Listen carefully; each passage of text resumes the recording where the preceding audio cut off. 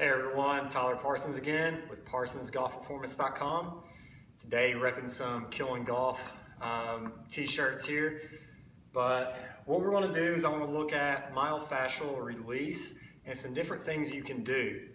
One of the big importance of this is basically to help out with the muscles, both with the growth that we're trying to get to make them stronger, as well as just helping out with the range of motion, flexibility, keeping them healthy. That way the blood flow can get through there, clean out all the impurities as well as the oxygen.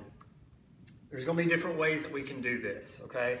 So everybody's seen the foam rollers. I'm sure a lot of you have maybe never touched them or aren't sure what to do with them, but you'll notice there's going to be different colors, and all the colors are basically wet density, okay? So the white being probably the best spot for a lot of you to start if you're not familiar with it, but there's a lot of give. I can squeeze.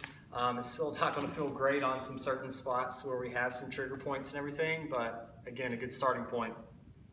One of the other things we can do is use a ball, and depending on the area, depends on what kind of ball we might want to use. So we could use a golf ball, and what that's going to do, obviously very hard, but the surface area that it's going to be in contact with the skin will be small.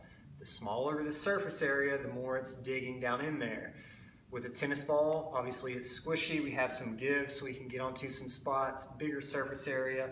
Again, a great starting point for a lot of these, is why I had the two out. You can also go with a lacrosse ball. Extremely dense, not any give, surface area, pretty good amount. That really digs into a lot of those meaty and fat muscles, down into the glute, into that piriformis. Depending on how the back is, we can use those for the back. So a lot of information for you. Again, just know that for golfers, or any athlete for that matter, we want to keep those muscles to where they can move. They're getting the oxygen, blood flow, nutrition in there, keeping them nice and healthy so that we can in turn then get them mobile, flexible, whatever our goal is. So what we're going to do is start with our foam roller. We're going to start down low. So I'm going to put it down onto the calf here. And I always like for the person to cross it over, and we're just going to push up and put as much weight down on there as you can. And we're just going to go through and go back and forth looking for any spots that are tender. Okay, that portion of my calf's a little bit tight in through there, so we're just going to sit, spend a little bit of time rolling around on that, trying to get it to release. And what that's doing, imagine that that muscle is basically trapped in a plastic bag. We're trying to break up that plastic bag so that, again, we restore all that natural elasticity in through there. We can switch over to the other side, go down through there. And what I'd really encourage you to do is to work the leg or whatever portion we're on through a little bit of a range of motion as well, because that, again, is then contracting and making that muscle move while we're rolling over it. So getting a little extra stretch in through there. Our goal with the foam roller, this is white, so imagine this is full of white paint. We want to basically paint the entire body or whatever area we're working on. So as I go through the calf, and I'm going to roll over more towards that shin and work in through there as well. What we can do once we finished up there, if that wasn't too bad, we can drop in on our tennis ball and hit up through there. And again, on the outer part of this calf, I've got a little bit of an issue. But where this will be great is for people who have really tight ankles. A lot of times, again, we've got to be looking at above and below, where's our issue, and getting on there. So now I'm just going to use my hand to dig in, down, around, and through. I'll move it up here so we can see. Really pushing, work through that range of motion. Not a lot going on there for me, but different people have obviously different areas of trigger point, depending on how they stand, walk, whatever. Digging up in through here, hit as many different areas as we can, okay? From there, we can progress on.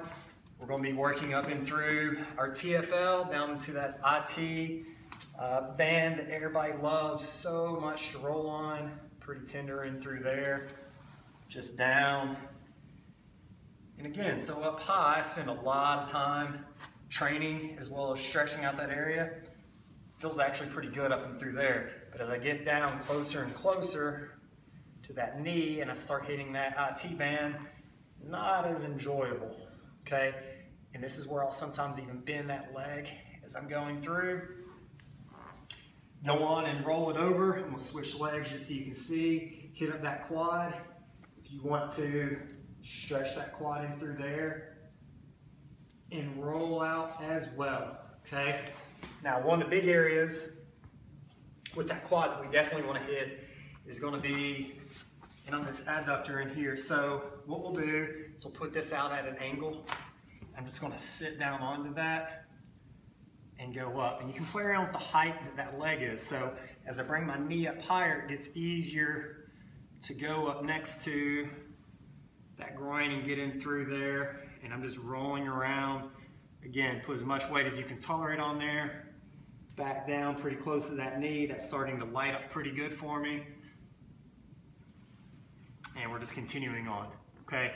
So it's not rocket science by any means. It's just gonna be spending the time and making sure you're doing it, just finding that comfort level. We're over onto the glute. This is one of my favorite ones. We can go into a Piriformis figure 4 stretch to where I'm already starting to feel a little bit. And then we turn towards the area that's getting stretched out, and now I can just roll in through there. And that's really going to dig in really nice on that area and roll around. And keeping the same stretch going, we can go down on that outside. Really good. And we're just freeing all that up. So if you have tight hips, expect a lot of really good results with this, okay?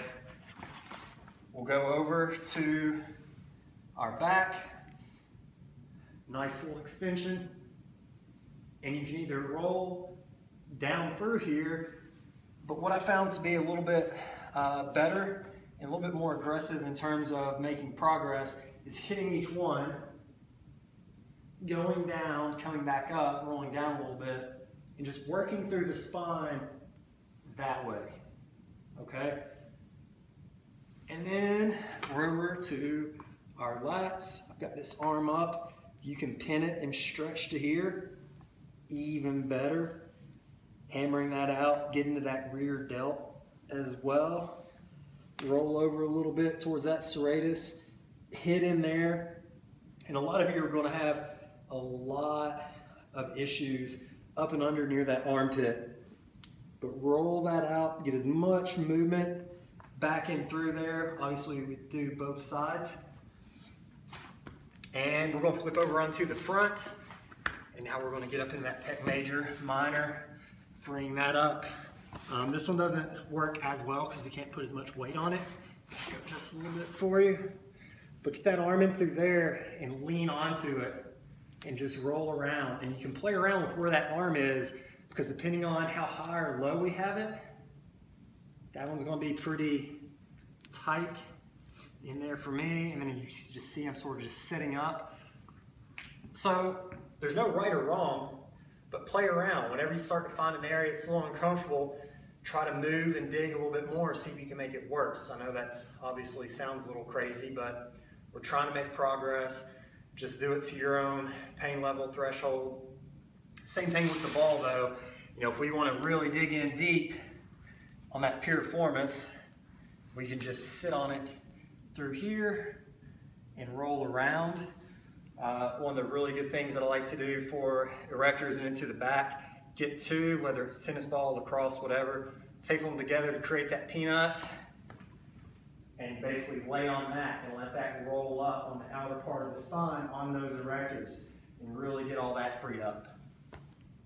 So there's going to be a lot of other different things we can do, but I thought that'd be a great start, again, for a lot of you who either are uncomfortable with it or unsure of what to do.